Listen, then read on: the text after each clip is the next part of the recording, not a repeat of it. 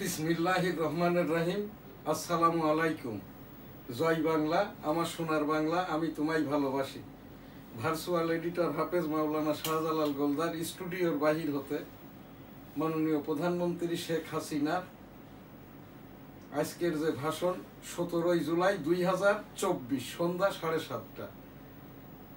Virtual editor হাফেজ মাওলানা শাহজালাল গোলদার স্টুডিওর বাহির হতে অনুষ্ঠানটি এডিটিং এবং পরিচালনা করছেন। খুব সংক্ষিপ্ত অনুষ্ঠান। আমরা ইতিপূর্বে তো 350টি এবং দ্বাদশ জাতীয় সংসদ নির্বাচনে মাননীয় প্রধানমন্ত্রীর সকল কথাই ভাষণ। আজ মাননীয় প্রধানমন্ত্রীর ভাষণ read out by M Shahjahan Ali Goldar, পর্ব 6-2 অর্থাৎ 62তম পর্ব আর কি। মাননীয় প্রধানমন্ত্রী জাতির উদ্দেশ্যে আজ 17 জুলাই 2024 সন্ধ্যা 7:30টায় ভাষণটা দিয়েছেন দেশবাসীর উদ্দেশ্যে, কোটা আন্দোলনকারী কোমলমতি ছাত্রদের উদ্দেশ্যে, এবং যে 6 জন শহীদ হয়েছেন আর কি, যাদের কতিপয় ছাত্রলীগের ছাত্রদেরকে বিল্ডিং থেকে ফেলেও দেওয়া হয়েছে। এই নির্মমতার ওপরেই আর কি মাননীয় প্রধানমন্ত্রী শোক সমবেদনা এবং মাগফিরাত কামনা করেছেন আর কি। আমিন।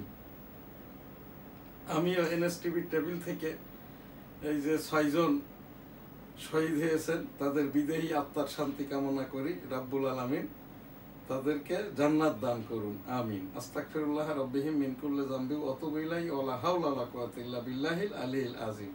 আমিন।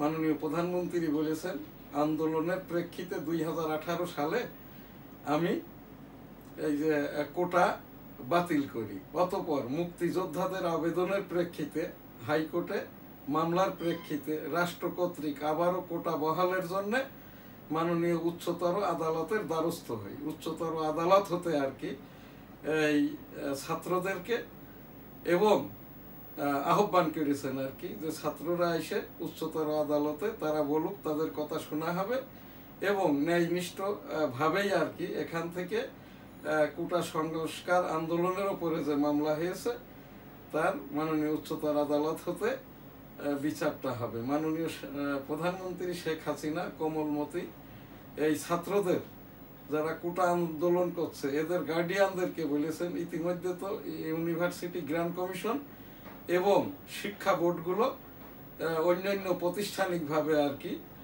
সকল শিক্ষা প্রতিষ্ঠান হল ত্যাগ করার নির্দেশ, শিক্ষা প্রতিষ্ঠান বন্ধ করা হয়েছে আর কি। তো সেই কথাটাই মাননীয় প্রধানমন্ত্রী শেখ হাসিনা বলেছেন আর কি, যাতে করে গার্জিয়ানরা তাদের সন্তানদেরকে টেক কেয়ার করেন, সেই সাথে আইন শৃঙ্খলা বাহিনী এদেরকেও আর কি নির্দেশনাটা দিয়েছেন আর কি, যে যাতে করে তারা তাদের দায়িত্বটা সঠিক সুন্দরভাবে পালন করে। দেশবাসীর প্রতিও আর কি আহ্বান জানিয়েছেন, যাতে করে তারা সজাগ থেকে আর কি এইটা পাহারাদারের ভূমিকায় একটু কাজটা করেন। সেই রকমটা ভাবে মাননীয় প্রধানমন্ত্রী বলেছেন, আমরা খোঁজ খবর নিচ্ছি এর পিছনে কোটা আন্দোলন, ছাত্র আন্দোলন বাদে অন্য কোনো বিষয় আছে কিনা সেটাও আমরা চিহ্নিত করে তার ব্যাপারেও আইনগত ব্যবস্থাটা নেওয়া হবে। মাননীয় প্রধানমন্ত্রী শোকাবহ সেই হিজরি সনের এই রকমটা সময়তে, অর্থাৎ মহানবী মুহাম্মদুর রাসূলুল্লাহ সাল্লাল্লাহু আলাইহি ওয়াসাল্লাম 63 বছর বয়সে ওফাত গমন করেন হিজরি এই যে 663 খ্রিস্টাব্দে। সেই 600 রাসূল সাল্লাল্লাহু আলাইহি ওয়াসাল্লাম ওফাত গমন করেন 633 খ্রিস্টাব্দে। তার 30 বছর পর এই যে কারবালার ময়দানে শহীদ হন রাসূল সাল্লাল্লাহু আলাইহি ওয়াসাল্লামের নাতি।